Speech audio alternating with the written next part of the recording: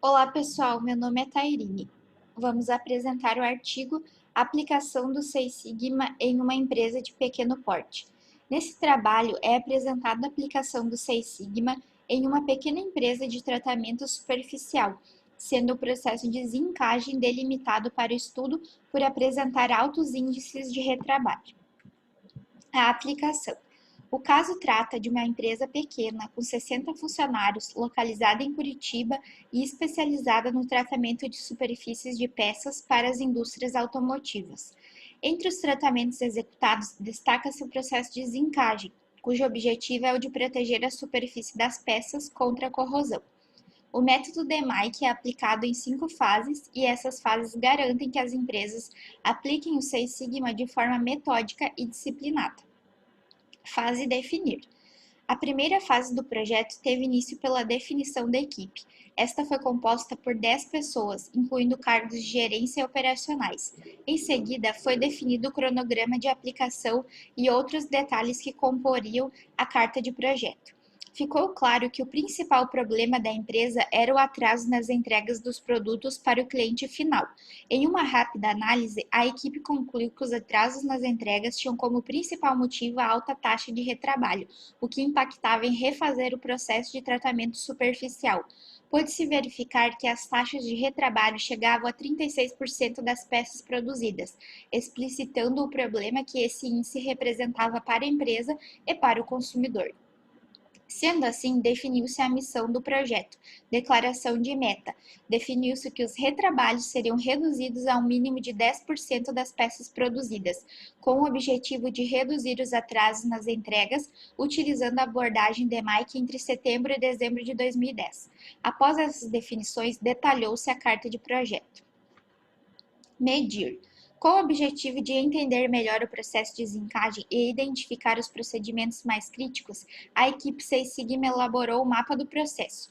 Durante o mapeamento do processo de zincagem, foram identificadas 18 etapas, as quais somam um total de 48 entradas e 39 saídas. A partir da análise do mapa do processo, a equipe definiu que as principais variáveis de saída a serem consideradas na matriz de priorização se referiam às saídas da etapa de inspeção final, ou seja, os possíveis defeitos que poderiam ser encontrados nas peças após passarem por todas as etapas do processo de zincagem.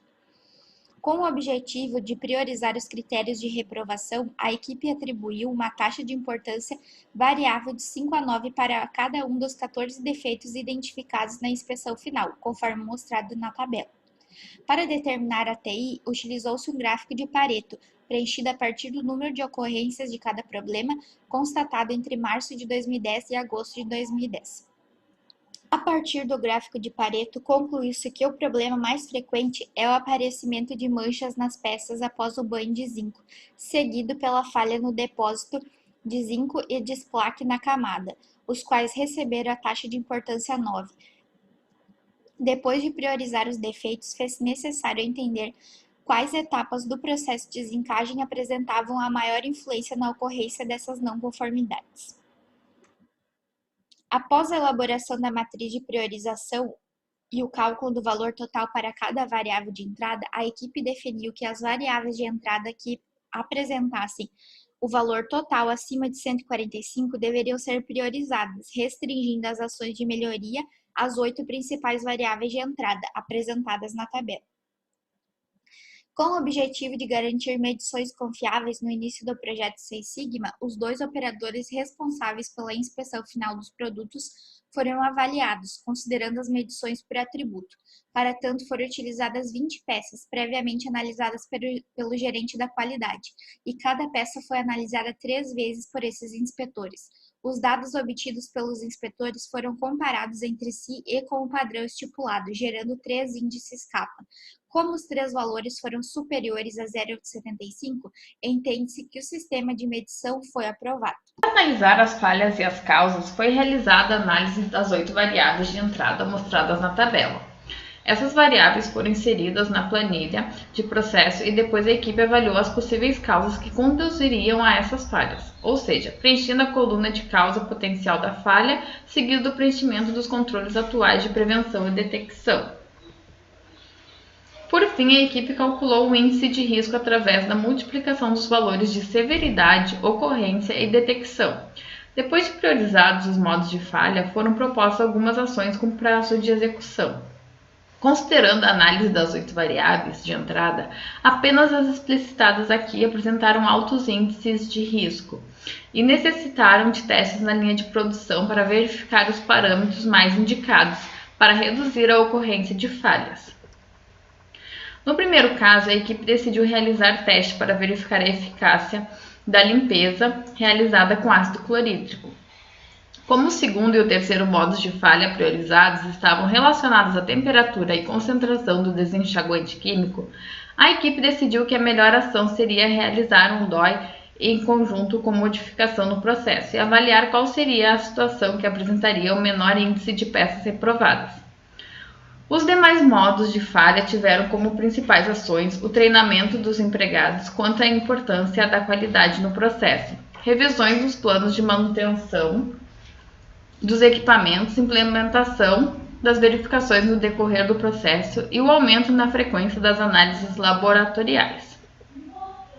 Com base nos dados de falha priorizados e nas 3 principais ações a serem implantadas, a equipe definiu os valores que seriam testados através do DOI. Para verificar a eficácia de todas as ações tomadas, definiu-se como indicador de desempenho os índices de peças reprovadas, expressas em formas de percentagem. Assim, definiu-se como melhor situação aquela que apresentasse o menor índice de retrabalho no período. Ou seja, as melhorias foram feitas através de análise dos experimentos e implementação da melhor opção por um mês. Na última fase do DMAIC, a equipe elaborou um plano de controle para garantir que depois do concluído o projeto, os responsáveis pudessem controlar as variáveis pertinentes com frequência necessária, considerando as ações a serem tomadas caso algum parâmetro saísse do especificado.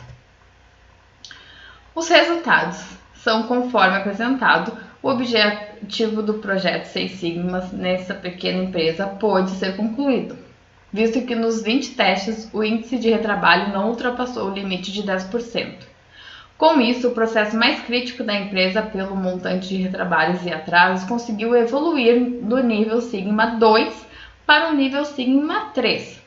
Impactando em economias significativas para a empresa, sem a necessidade de altos investimentos.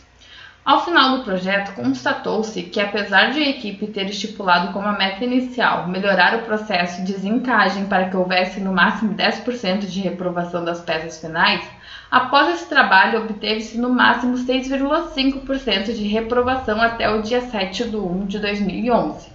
Ou seja, essa aplicação de 6 Sigma contribuiu com a empresa superando a meta inicial.